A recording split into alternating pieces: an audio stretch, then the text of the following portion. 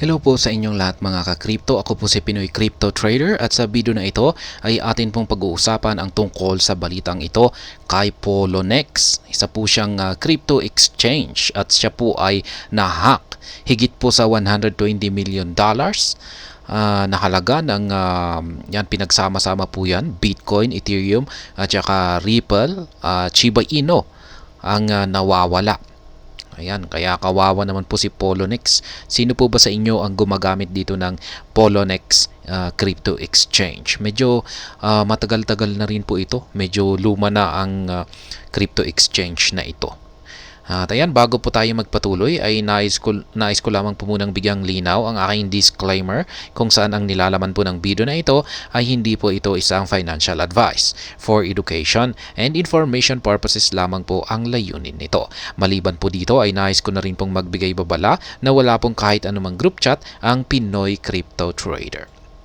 Ayan, kawawa naman po yung mga users. Ayan, Poloniex Exchange hack for millions. Ayan. Sa tingin ko naman ay hindi siguro ito magko-collapse. Yan, kung pag na-hack siya ng ganito kalaki na amount, pero magkakaroon ito ng hindi magandang epekto sa exchange at maging siyempre sa mga users nito. Kaya yan, cryptocurrency industry is licking the wounds of another high-profile security breach. On Friday, Poloniex confirmed that hackers gained authorized access to funds on the platform. On-chain data reveals that the hacker has already siphoned over $120 million worth of cryptocurrencies from Poloniex. Ayan, ganyan po yung kanilang nakuha. Higit po sa $120 million na po. Kaya, ayan, siyempre sigurado nagdudulot ito ng takot sa mga users ni Poloniex. Yan, malamang ang karamihan sa kanila ay nagwi-withdraw na ng kanilang mga funds dito para ilipat sa mga safe wallets or ibang mga exchanges. Ayan, ito po yung actual na post ni Poloniex Exchange sa kanyang X account. We are investigating the hack incident. Ayan, Poloniex maintains healthy financial position and will fully reimburse the affected funds. Ayan, papalitan naman daw po nila yung mga naapektuhan sa hacking na ito. Ayan, yung mga naapektuhan ng mga users. We are extending 5% white hat bounty to Poloniex hacker in exchange for the return of the funds to the following. Ayan, Ayan, Ethereum, Tron, BTC wallets. Ayan, magbibigay po sila ng white hat bounty na 5%. Yan, sa kahit sino man na makakapagturo sa mga hackers dito kay Poloniex. Ayan, kung magaling po tayong manghuli, mang-track ng mga hackers ay yan, isa po itong opportunity para sa atin. While investigations continue, early indications are that the security breach resulted from a compromised private key. Ayan, yung security breach po pala na ito ay dulot daw po ito ng nakumpermiso na isang private key. The hackers have accessed funds across different networks including Bitcoin, Ethereum, XRP, and Tron. Ayan. Marami po silang na-access ng mga networks at siguro ito lamang po talaga yung malalaki na talagang nakuha nila. Ayan. At the time of writing, the hackers' loot is worth an estimated $127 million, aided by a green day across the crypto market. Ether or ETH, Tron or TRX, and Bitcoin BTC make up over 80% of the stolen amount, according to data from Arkham Intelligence. Ayan, medyo lumaki daw po yung amount ng kanilang mga nahack dito or nakuha dahil sa umangat po or umakyat yung presyo ng mga cryptocurrencies nitong mga nakalipas na araw lamang. Ayan, Poloniex hacker. Ayan po, kitang-kita po natin yung kanilang nakuha rito. Ayan, $127,039,824.74. Ayan, kawawa naman po sila. Ngayon, halos parang lahat ng mga exchanges ay nakakaranas na ng mga hackings. According to XRP Forensics, 3.1 million XRP have been lost so far. Ayan, ganyan naman po kalaki yung XRP tokens na nawala sa kanila. 3.1 million po yan. Yan, ito po ang actual post naman ni XRP Forensics. Sabi niya rito, Poloniex hot wallet was emptied for 3.1 million XRP about 30 minutes ago. This happened at the same time as the incident on the other chains, including ETH, BTC, and Tron. We have flagged the accounts involved and are following the money. Yan. Ang dami talagang nahahack ngayon. According to Look on Chain, 577 billions of Shiba Inu are lost. Ayan, dito naman kay Shiba Inu ay 577 billion na Shiba Inu token ang nawala. Ayan, dito kay Lock on Chain, ayan, Poloniex hacker stole a total of $118 million asset on Ethereum and Tron 2 hours ago, including, ayan, yan po yung mga halaga ng kanilang mga nahack. Ayan, meron pang Elon dito. Ayan, 25.5 trillion, 4.15 million dollars. Ayan, USDD, ayan, OX, meron din po siya. Ayan, ang dami pong nahack kay Poloniex. Poloniex hacker is selling stolen assets on Ethereum for ETH and stolen assets on Tron network for TRX. Stay safe, Poloniex. Ayan. Mukhang binebenta raw ng mga hackers yung kanilang mga ninakaw na Ethereum at saka Tron. Kaya siguro bumabagsak or apektado yung presyo ng Ethereum at saka Tron ngayon. Kasi nagdadampo sila. Binebenta po nila kaya ganyan. Poloniex offers 5% bounty and promises reimbursement. Yan po ang maganda rito kay Poloniex.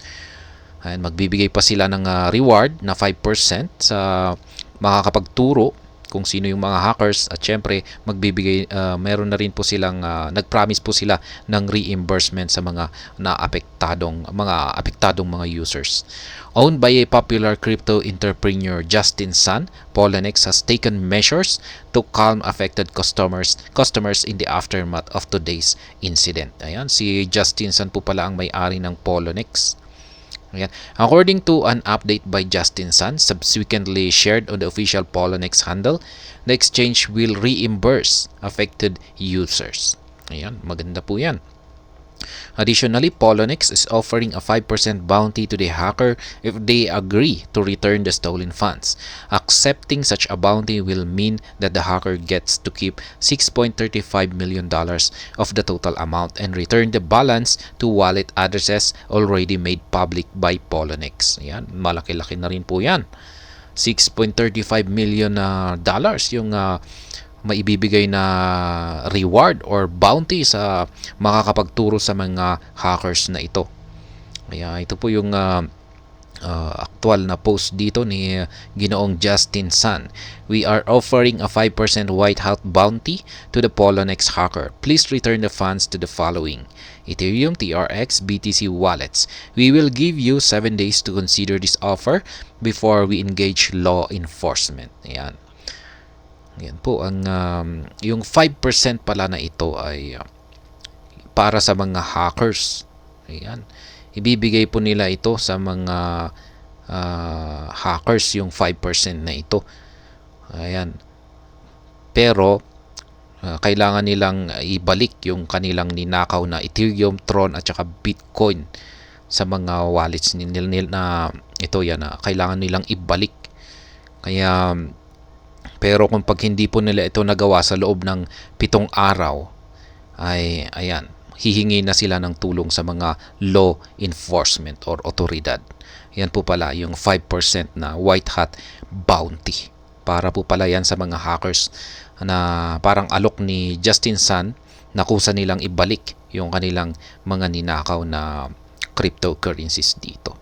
Pero sa tingin ko ay hindi naman siguro nila gagawin yan. There is no indication that the hacker has taken this offer at the time of writing as the provided addresses have not received new deposits. Ayan, hanggang ngayon daw ay mukhang hindi ito pinapansin ng mga hacker kasi wala pang natatanggap yung mga addresses ng mga bagong deposits. However, as part of diplomatic measures, Poloniex has given the hackers a 7-day ultimatum to return the funds while keeping the bounty. The exchange threatened to involve law enforcement agencies if the hacker refused to oblige. It has already begun collaboration with other crypto exchanges to recover and any funds deposited to their platforms. Ayan, nakikipagtulungan na rin siya sa ibang mga crypto exchanges. Meanwhile, Poloniex sought to assure users that it was well capitalized and would reimburse 100% of lost user funds irrespective of the outcome of its investigations. The exchange, which has had over $300 million in trading volume in the past 24 hours, still had user withdrawals halted at the time of writing. Ayan, pinatigil po pala nila yung withdrawal. Ayan, para walang makapag-withdraw. Yan, mas lalong nagdulot ito ng takot sa mga users. Pero sabi naman po ni Ginoong Justin Sun na i-reimburse naman po nila yung mga apektadong mga users. Kaya wala dapat silang ipagkaalala. Pero yung nakakatakot dito ay nahack sila. Yan, ibig sabihin ay nagpapakita po ito na mahina yung kanilang security system.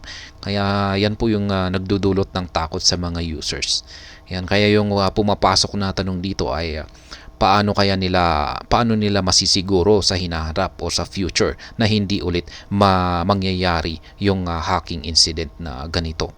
Kaya ayan, syempre yung mga users ay pupunta sila sa ibang mga exchanges or lilipat sila sa ibang mga exchanges na mas secure. Ayan, at hindi gaanong hindi kayang pasukin ng mga hackers. Yan, pero mukhang karamihan po ngayon sa mga exchanges ay talagang nakaranas na ng mga hacking incidents. Yan po ang risk na involved pagdating dito sa mga crypto exchanges. Dapat po nating malaman yan. Dapat po na aware po tayo dyan. Kaya yan, hanggang dito na lamang po tayo sa video na ito. Sana po ay inyong nagustuhan ang aking paliwanag dito. Kung inyo po itong nagustuhan, pag-click lamang po ang like button nito. Para naman po sa mga bago lamang dito, kayo po ay aking inaanyayahan para mag-subscribe. Pag-click na rin po ang bell icon nito dahil ito po ang siyang magsisilbing notification nito sa mga bago kong videos na akin pong ina-upload sa aking YouTube channel na ito. Marami pong salamat sa panonood. Ingat po tayo lagi at God bless po sa ating lahat.